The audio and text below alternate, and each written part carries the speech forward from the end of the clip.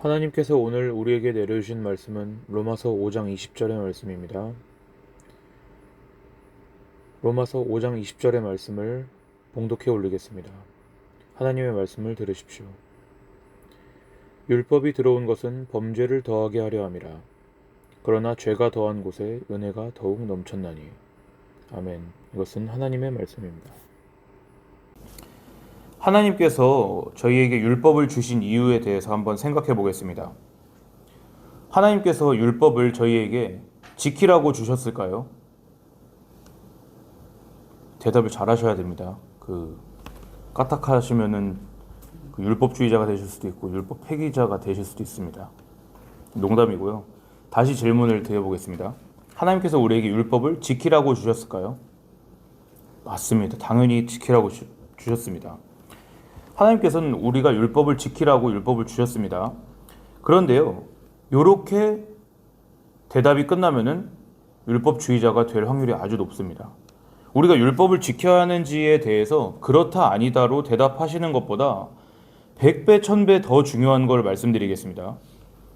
그건요, 우리가 율법을 지킨다라고 했을 때 이 지킨다라는 말의 뜻을 어떻게 이해하느냐가 훨씬 중요합니다. 지킨다가 어떻게 쓰이냐는 거를 이해하시는 게 훨씬 중요합니다. 제가 이런 말씀을 드려보겠습니다. 제가 실제로 한동안 알고 지냈던 분인데 그 회사에서 꽤 좋은 부서에 계시다가 이분이 물건을 발주하실 때 뒤에 공을 하나 더 쓰셔가지고 좌천되신 분이 계십니다. 진짜로 실제로요. 1000만 원 단위를 억 단위로 만드셔서 난리가 한번 났었습니다. 제가 그분께 직접 들은 실화입니다. 다행스럽게도 해고가 되시지 않고 이제 다른 부서로 이동이 되셨습니다. 제가 그 부서에 있었거든요. 보십시오. 이 발주서에 숫자 하나만 잘못 써도 인생이 피곤해질 수가 있습니다. 그런데 하나님 말씀의 참된 의미에 대해서 저희가 깊이 들여다보지 않는 것은 저희 영혼을 대가로 치르게 될 수도 있습니다. 우리는 본성상 어떤 질문을 들으면요, 예나 아니오로 답하는 게 속 시원한 사람들이잖아요. 예나 아니오라고 답하는 게 중요하지 않은 것은 아닙니다. 그렇지만 중요한 것은요, 왜 그게 예가 되거나 왜 아니오가 되거나 하는 것을 알고 계신 게 훨씬 중요하다는 것이죠. 다시 질문 드리겠습니다. 하나님께서는 우리에게 율법을 지키라고 주셨습니까? 당연히 지키라고 주셨습니다. 그런데 이 답보다 더욱 중요한 것은 이 지킨다라는 말에 숨겨진 뜻입니다. 지킨다라는 말이 무슨 의미인지요. 우리가 만약 성경 전체를 통해서 하나님께서 우리에게 율법을 주신 목적에 대해서 그 맥락을 모르면요, 이 지킨다는 말씀 역시도 결코 이해할 수가 없습니다. 제가 초반에 반농담 삼아서 말씀드린 것처럼 우리가 우리에게 주신 그 율법의 목적에 대해 생각할 때 지켜야 된다, 지키지 않아도 된다, 예스다, 노다, 늘 이런 식으로만 생각하시는 것은 우리가 지킨다라는 말의 의미를 성경 안에서 발견하지 못하기 때문입니다. 그래서 우린 성경대로 이해하지 않으면요, 반드시 우리 상식대로만 이해하게 되어 있습니다. 먼저는 우리가 율법에 대해서 어떤 식으로 잘못 이해할 수 있는지 살펴보겠습니다. 제가 하나님께서 그 율법을 우리에게 주신 용도를 오해하는 사람의 그 모습이 담긴 영상, 그걸 가장 잘 나타낸다고 최근에 생각하게 된 영상을 하나 봤는데요. 누가 나오냐면 한 명이 나옵니다. 영상에 애기가 나옵니다. 꼬맹이가 한 많아야 3살입니다. 애기가 외국 여자인데 뭘 들고서 막 먹고 있어요. 애기가 그게 뭐냐면은 자기 주먹만한 양파를 먹고 있는 겁니다. 애기가 3살짜리 애기가 생 양파를요. 막 눈물을 줄줄 흘리고 막 낑낑거리면서 양파를 막 먹고 있습니다. 꾸역꾸역 먹습니다. 근데 이걸 얘가 왜 먹느냐, 아동 학대냐, 그게 아니고요. 내용이 뭐냐면은 이 애가 고집이 장난이 아닌 애입니다. 이 꼬맹이가. 그 맥락을 보면은 엄마가 이게 사과가 아니라고, 이거 양파라고. 근데 수차례 말을 했는데 애는 그게 아니래요. 이게 사과래요. 사과. 자기는 빡빡 우기고, 그러니까 엄마가 결국에는 그래 한번 먹어봐라, 그러고서 애한테 양파를 준 것입니다.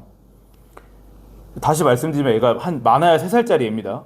근데 얼마나 오기를 부리고 있는지 상상이 되시죠? 이거 어른이 칼로 양파 썰기만 해도 눈물이 나지 않습니까? 요리 많이 안 한 사람은요. 근데 그걸 생양파를 사과라고 우기면서 꾸역꾸역 애가 먹는 것입니다. 그거를. 근데 웃기기도 한데 이 그 영상에 달린 댓글을 보면은 많은 사람들이 아 정말 이 엄마 이 애 키우는 거 진짜 힘들겠다. 앞으로 3달짜리인데도 벌써 이렇게 고집을 피우니까요. 자 보십시오. 엄마가 애한테 양파를 줬습니다. 근데 이 애는 자기가 이미 부려놓은 고집도 있고 자기 생각에는 이게 사과니까 어떻게 해야 됩니까? 먹어야 됩니다. 애는. 진짜 꾸역꾸역 생양파를 먹습니다. 막 눈물을 줄줄 흘리면서 막 숨을 막 들이쉬면서 애가 먹는 것입니다. 그거를. 그럼 이 양파를 준 엄마의 의도를 한번 여러분 생각을 해보십시오. 왜 얘 손에 양파를 쥐어줬을까요? 엄마 의도가 진짜 다 얘가 생양파를 다 먹는 것입니까?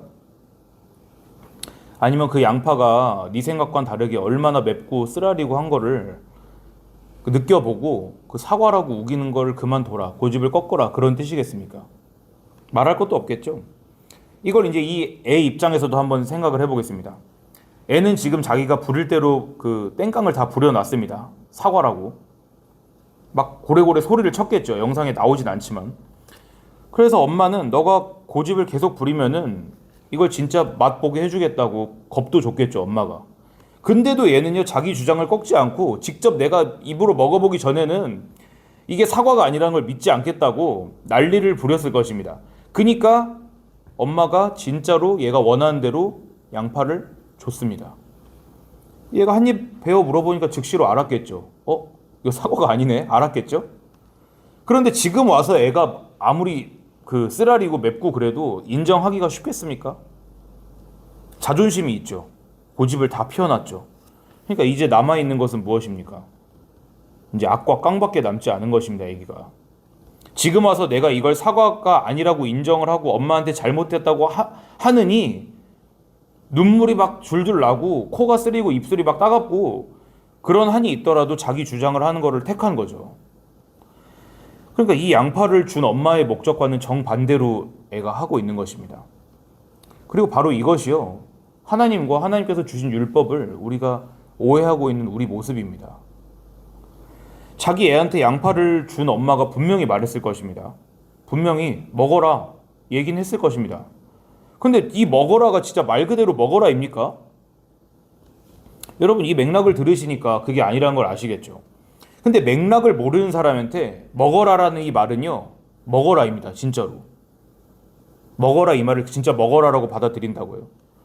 성경의 맥락을 모르는 사람에게는요 너는 나 외에 다른 신을 두지 말라라는 그 말씀이 정말 너는 나 외에 다른 신을 두지 말라입니다. 성경의 맥락을 모르는 사람에게 너는 우상을 만들지 말라는 말씀은 정말 너는 우상을 만들지 말라 이렇게 들립니다.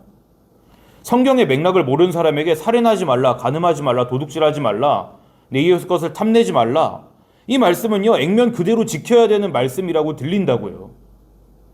그게 바로 성경도 하나님도 모른다고 하시는 예수님의 말씀, 그 슬픈 책망을 들을 사람인 것입니다. 제가 아주 여러 번 말씀드렸는데 성경의 율법은 하라와 하지 말라죠. 그 모든 것들은 우리가 지킬 능력이 있어서 하나님께서 주신 것이 아니라는 것입니다. 1차적으로 율법의 목적은 그걸 문자적으로 너가 지킴으로써 그 대가로서 구원을 주겠다고 주신 게 절대 아닙니다. 여기서 오해하시면요 성경 전체를 오해하시게 됩니다. 다시 강조드립니다. 율법의 주된 목적은요 율법을 들은 우리가 그걸 우리 힘으로 결코 지킬 수 없다는 것을 깨닫도록 하시는데 그 목적이 있습니다. 본문 말씀 여러분 다시 보십시오. 로마서 5장 20절에요. 율법이 왜 들어왔습니까? 율법을 왜 주셨습니까? 범죄를 더하게 하시려고. 다르게 말씀드리자면 율법은요 우리가 죄인이라는 것을 우리에게 드러내도록 하시기 위해서 주어졌다는 것입니다. 우린 율법을 지킴으로 우리가 의로운 자라는 것을 확인하는 게 아닙니다. 율법을 지키려고 해보니까 그게 나에게 맞지 않습니다. 거추장스럽습니다. 무겁고 힘든 것이구나. 이걸 깨닫고 내가 그 율법에 대해서 너무 약하고 난 그걸 지키는데 불성실하고 난 그걸 지키기 싫어하는 반역적인 존재라는 것을 인정하라고 준 것입니다. 율법을요. 이 생양파 먹던 이 애를 보십시오. 이 애기가 뭔 하는지 속내까지 다 알 수 없습니다. 그렇지만 분명한 것은요. 엄마가 먹으라고 했다고 해서 생양파를 먹는 게 고통스럽고 불편하고 아프구나 이거 하나는 알았을 것입니다. 얘가 이 애기 정도라면은 만약 이 양파를 하나 더 만약 먹었는데 엄마가 다 먹었어 너 하나 더 먹어봐 그러고 주면은 얘는 못 먹겠죠. 고집을 포기하겠죠. 율법은 그렇게 해야 되는 것입니다. 우리를요. 그리고 그것이 율법을 지킨다는 말씀에 담긴 참 의미입니다. 그 의미 중에 하나입니다. 다시 똑같이 질문 드리겠습니다. 하나님께서 우리에게 율법을 지키라고 주셨습니까? 여전히 맞습니다. 율법 지키라고 주신 거예요. 그런데 정말 율법을 지킨다는 말의 의미는 그 항목을 지킨다는 것입니까? 액면 그대로요? 그게 아니라는 것입니다. 액면 그대로 지키는 게 아닙니다. 근데요, 그 안에 숨겨진 의도를 전혀 모르고 하나님의 마음도 전혀 몰라도 사람은 얼마든지 율법의 껍데기를 흉내낼 수 있다는 거예요. 그게 무서운 점입니다. 마치 애가 울면서도 끝까지 그 양파를 다 우적우적 먹을 수 있는 것처럼 사람도 지킬 수 있다고요. 그렇지만 우린요, 그거를 율법을 지킨다고 그러지 않습니다. 왜냐? 율법을 그런 식으로 지키는 거는 율법을 주신 분의 마음도 모르는 거고 목적도 전혀 모르고 있는 것이거든요. 하나님께서는 표면적으로 율법을 다 지킨 사람이 있다고 하더라도 결코 그 사람에게 너가 율법을 지켰다고 하시지 않습니다. 그럼 뭐가 율법을 지키는 것입니까? 말씀드렸죠. 겉으론 여러분 지키실 수도 있고 못 지키실 수도 있어요. 중요한 것은요, 그 율법을 내가 지킴으로써 내가 어떤 존재인지가 드러나는 것입니다. 내가 나의 두 눈으로 내가 이 율법에 대해서 온몸으로 거부하고 있구나라는 것을 발견한 것입니다. 이게 맵구나, 아프구나, 무겁구나 이걸 발견하는 것이요. 이게 율법의 주된 목적이고 그것을 깨닫는 사람이야말로 율법을 지켰다는 말씀을 듣게 되는 것입니다. 사람을 딱 거기까지 인도한 것이 율법의 역할입니다. 제가 그럼 이제 복음의 말씀을 확언해드렸습니다. 율법의 역할이 거기까지라고요. 그러면 우리에게 오늘날 율법의 요구가 끝이 났나요? 이 역시도 우리가 오해하기 쉽습니다. 일단 지금까지 드린 말씀을 바꾸려는 게 아니니까 안심하십시오. 먼저 하나님의 율법은 나쁜 게 아닙니다. 우리가 그게 무겁고 어렵다 그래도 하나님의 말씀이 악한 것이 아닙니다. 양파가 나쁜 게 아닌 것처럼요. 율법은 완전하고 아름다운 거울이랑 똑같습니다. 거울. 거울이 뭘 하나요? 거울은 나를 반사시켜주죠. 근데 내가 못생기고 몸이 막 망가져 있다 그래서 그걸 거울이 비춘다 그래서 거울이 잘못하고 있는 것입니까? 거울은 나쁜 일을 하고 있는 게 아니잖아요. 물론 못생기고 어그러진 나의 모습과 마주하는 것은 고통스러운 일이죠. 그렇지만 거울을 내가 나 싫어 안 봐. 그런 거 보기 싫어. 그러고서 애써서 안 보신다 그래서 내가 막 예뻐집니까?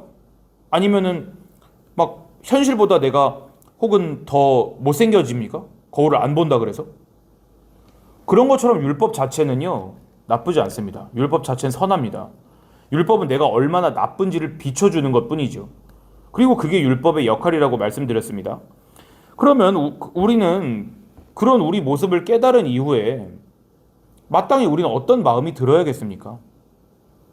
이렇습니다. 저 율법이 저렇게 아름답고 올곧고 선하고 완전한 거의 기준이라면 난 왜 이 모양일까? 나는 왜 이렇게 삐뚤어져 있을까? 왜 율법에 비춰보니까 나는 이렇게 불완전할까? 나는 어떻게 하면 율법의 기준에 맞춰서 손색이 없는 사람이 될 수 있을까? 난 어떻게 해야 율법을 주신 하나님처럼 아름다워질까? 즉 우리는 정말 하나님께서 원하시는 수준의 그 아름다움과 그 온전함을 내가 원하는 수준까지 인도하심을 받아야 된다는 것이죠. 율법을 보시면서요. 율법을 들여다보고 나의 추함도 보았습니다. 근데 거기서 끝나면 안 됩니다. 난 원래 이런 놈이야. 난 원래 이렇게 어그러진 존재야. 앞으로도 그냥 이렇게 살래. 물론 여러분 이렇게까지 생각하시는 데까지 이르셔야 됩니다. 저도 오랜 시간 그렇게 살았습니다. 저의 본질을 아니까 그래 난 원래 이런 놈이지. 이렇게 하고 오랜 시간 살았습니다. 정말로요. 그런데 여기서 끝이 나면 안 됩니다. 이런 자신과 분명 마주해야 되지만 우리는 어떻게 해야 되냐면 율법의 완전함을 나도 사모하는 쪽으로 성령의 인도하심을 받아야 된다는 것입니다. 우리의 생각, 성품, 그다음에 내가 좋아하는 선호, 기호 이런 것들이 다 하나님의 수준까지 이끄심을 받아야 된다는 것입니다. 그렇지만 계속 말씀드린 것처럼 우리는요, 우리의 힘으로 율법에 그 요구하는 것을 지킬 수가 없습니다. 하라와 하지 말라는 말씀을 액면 그대로 지킨다 그래서 우린 율법을 담게 되지 않습니다. 결코 그렇게 될 수 없습니다. 율법은 우리에게 완전함을 요구하시고 완전함이 무엇인지는 보여주시지만 우리에게 완전할 능력을 주시지 않아요. 그게 율법의 일입니다. 이걸 우리가 깨달아야 됩니다. 저 같은 사람이 거울을 보면요, 실망스럽습니다. 그리고 이제 더 멋져지고 싶죠. 이건 인간의 몸이 아니야, 이렇게 생각을 할 때가 많거든요. 그런데 거울이 나를 멋지게 해줄 능력은 주지 않습니다. 거울이 나에게 주는 것은 갈증이죠. 갈증. 완전함과 온전함, 아름다움에 대한 갈망을 줄 뿐이죠. 그렇지만 잔인하게 능력은 주지 않습니다. 그리고 우린요, 그렇게 온전한 기준은 있지만 능력이 나에게 없다는 것을 발견해야지만 그걸 주실 분을 보게 되는 거예요. 그 능력을 나에게 주실 분을 그때 돼서야 보게 되는 것이라고요. 내가 율법에 대해서 죄인인 것을 깨달을 때에만 의로움을 주실 분을 바라보게 되는 것입니다. 아까 찬양 다 하지 않았습니까? 빈손 들고 앞에가 십자가를 붙드네. 의가 없는 자라도 도와주심을 바라고, 우리가 예수 그리스도 안에 있는 그 의로움만을 사모하게 하시기 위해서 하나님께서 먼저 내가 나를 사랑하는 것, 나를 확신하는 것, 나를 믿는 것, 나로 만족하는 것, 자기 의를 찾는 것, 자기 공로를 찾는 것을 포기하도록 먼저 만드셔야만 되는 것입니다. 그리고 하나님의 그 목적을 율법이 수행하는 것이죠. 율법은 그 자체를 지키라고 주신 게 아닙니다. 그거는 성도들에게는 율법은 더 이상 그렇게 기능하지 않습니다. 율법의 완전함과 그 완전함의 근처에도 이르지 못하는 우리의 현실과 마주하라고 주신 것이죠. 그리고 그것이 율법을 잘 지키고 있는 것입니다. 그걸 아는 것이요. 그런데 율법을 지킨다는 의미가 거기서 끝나지 않는다. 율법은 우리를 예수님을 바라보는 데까지 인도해야 된다. 나에게 없는 율법의 그 의를 나 대신 성취하시고 나에게 그걸 값없이 나누어 주신 예수님의 그 공로가 필요하다는 것을 내가 알게 되는 데까지 우리를 인도해야 되는 것이죠. 그래서 오늘 본문이요, 후반 말씀에 죄가 더한 곳에 은혜가 더욱 넘친다고 말씀하고 계신 것입니다. 우리 인간은 내가 그거를 수행할 수 있다고 조금이라도 믿으면은 절대로 우리는 은혜를 바라지 않습니다.